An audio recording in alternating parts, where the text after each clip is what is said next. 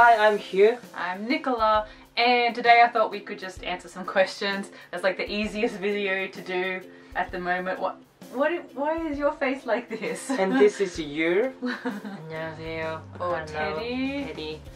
So, as you probably know, we have a new baby, so it is quite difficult to do videos that are too involved. So, we thought we might answer some questions. So, TK Moon asks, what motivated you to start making YouTube videos? Yeah, actually I was the one who wanted to start YouTube channel because people saw all our comics and like all our stories making up, you know. Well, they didn't think it was real. Yeah, that's why some people thought that. Yeah, some people thought that, and we wanted to show and then want to have more connection with the audience. So we started to make YouTube video, and now our motivation to keep making YouTube video is that people getting the positive energy about intercultural marriage and multicultural family stuff. So what we want is like people, someone who has negative things about multiculturalism, I want them to change their mind. It was the blog to begin with, and we've been doing that for a year. So that was comics, and I was mostly doing that, but you were like, I want to start YouTube. So you were the one that really wanted to do it. It took a lot of convincing for me to do it.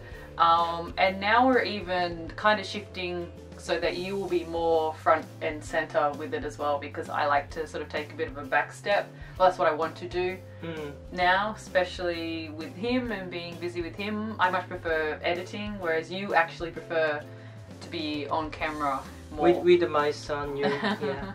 So we are going to make more videos about like being in multicultural family in Korea with baby, and then like just, you know, experience and all the journey beginner parents life in Korea. And having two cultures, because talking about cultures has always been our thing. That's what we want to talk about. So we are going to teach him like two languages, like Korean and English, and two cultures as well. So Eleanor asked, what has been the most surprising or your favorite thing about becoming parent so far? There hasn't been that much that's been surprising for me. Like, I sort of knew everything that was involved, but of course it's different when it's actually happening to you. Yeah, I expect that, you know, I couldn't sleep, and then I will do so much work. Yes, actually it is, but it doesn't make that I'm not, you know, tired or I'm okay. You're still tired. Of course, still tired. I'm a human being. Even though you know that you can't sleep, you know that you need to look after the baby all the time. You know this, but you're still doing this is so tiring.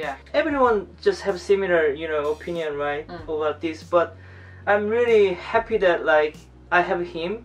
So complaining is lower than the happiness. So I have him, like when he smiles to me, and then he doesn't really smile yet, he just smiles when he farts. Yeah, but even though he farts, he poops, just look at him, like look at this, and then like make me so happy. I don't really sleep much these days, but I'm okay because I have him. This is not surprising to me, but I'm impressed at how good of a dad you are and how much of the childcare you actually do. You haven't been like, oh, I don't know what to do, and just handed him to me. You've been doing like literally maybe even more than half than I have. You've been so good. Thank you. And even when we went to the doctor, and he sort of directed the stuff at me, assuming, oh, the mother's doing all the stuff, especially in Korea where it's more traditional gender roles. But I'm like, you know more than you had to do all his medicine and everything like that because he's premature. Like, you know, there's a lot of stuff that you were actually better than me. Because we are living in Korea at the moment, and then everything is Korean, and all the vaccination date and all this kind of doctor's appointment and all the hospital visit, it's all like a little bit complicated. So you've got to organize it. I have to organize. I have to call and then book, and then when it's okay, and if their vaccination is still there, and then all that kind of stuff. So I don't think it's like helping. It's, I think, need to do it together, right? People say like, oh, you must be really good husband because you help your wife to look after babe, but I don't think it's helping. It's like just what you've got. You should be this doing. is my duty, you know. But of course we're in a position to be able to do that because we are both like freelance workers, so there's a lot of people that are not in that position and they have more traditional gender roles, and you do see a lot of people's frustration with that. So we are very thankful and grateful that we can have more balance like that. Okay, Sandy asked, do you think you will move back to Australia with Teddy in the future? Teddy being his English name. Yes. Maybe sometime, but I don't know. Yeah, we are planning to go back to Australia like 1 or 2 times a year, especially Christmas. But at the moment, we are happy life with in Korea, and because what are we going to do? Like, if we move back to Sydney where we were living, and the price of renting or buying is ridiculously high. It's one of the most expensive cities in the world. Seoul's actually a lot cheaper. Or we move to the countryside, like where my parents are. So it's sort of like, well, isn't Seoul where we are with our own place better? Yeah, and also like we live in Seoul at the moment, and then we have more opportunities here. And then maybe in the future, who knows, like because of the education reason or maybe something like that, we could go. But we are quite happy with our life in Korea. Yeah. Okay, Emma Rose Lee asks, which of you do you think will be the strict parent and which the easygoing parent, or do you think you will both have similar parenting styles? I think I'm strict. Are you kidding me? Like, he just gotta make a noise and then you have him like fall asleep on you, where I'm kind of trying to set more of a routine. Because are you going to be tiger mom? No. You should have a more than A+. No, I don't care about grades and that type of thing, but I think just discipline, I'm definitely going to be stricter. Are you going to spoil him completely? I don't know, we'll see. I mean, I'm quite strict, but no, you're not. Not at all. But like people said, like when the baby cries, just leave it, you know, so they become independent or something. But like they don't really say that now. Now they say you should pick the baby up. People still say, some people still say like that to me, and then how like it's emotionally, you know, so that's what I mean. So you know, like sad. How can I not touch my baby? He's crying. You're the one that just spends forever being like, oh, you're so beautiful, you're so wonderful. Look at his face. He's like, yeah, daddy's a total pushover. I knew that beforehand though. I knew I was going to be the more disciplined one. Oh, 그치. You love dating, right? You love dating. Okay, this is a serious question. Excuse me. So soft. Excuse me. I said, Madison asked, have you... Excuse me. Okay, mommy. Have you or someone you know with a Korean husband had experiences with excessive drinking habits when with friends, co-workers, and how and if you deal with drinking culture? That's one of the biggest cultural things that I think is really difficult. Not only international marriages, but Korean marriages as well. Because of the Korean, lots of problems. Korean drinking culture, which I've heard is actually like from Japan. It's like Japanese drinking culture that was brought here. I don't know how true that is, but it's definitely not just like international couples, but for Korean couples, like especially in a work environment, and men in particular are expected to drink a lot with their boss afterwards. And that's one of the reasons why you don't have a traditional job in Korea. That's why you're freelance and doing other stuff. That's why I'm freelancer. Yeah. Because I don't want to go out and then drinking all the time and then need to be, I mean, look nice to our boss and you're the best. Oh yeah, I drink.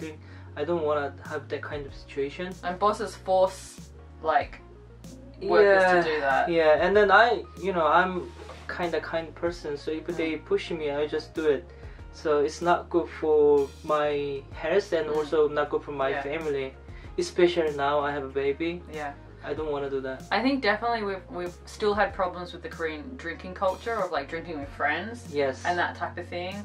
And all our friends also have had this type of issue as well with husbands, because you also have loyalty to friends and that, right? As well. And everybody's got asshole friends or idiot friends that push you to drink. But these days you don't really drink. Yeah, I don't drink much these days because they know that I don't drink, and also I have a newborn baby and also I lost weight and I don't want to go back to being unhealthy and then fat again. Yeah, I definitely think it's something that men need to start considering in marriages as well, the damage that type of drinking can have on the family like that, because there's a lot of unhappy and lonely wives because they're stuck at home with kids while the husband's out drinking. It should have a that's right, isn't it? Should have a balance that like if you, I mean, like socializing and living in Korea,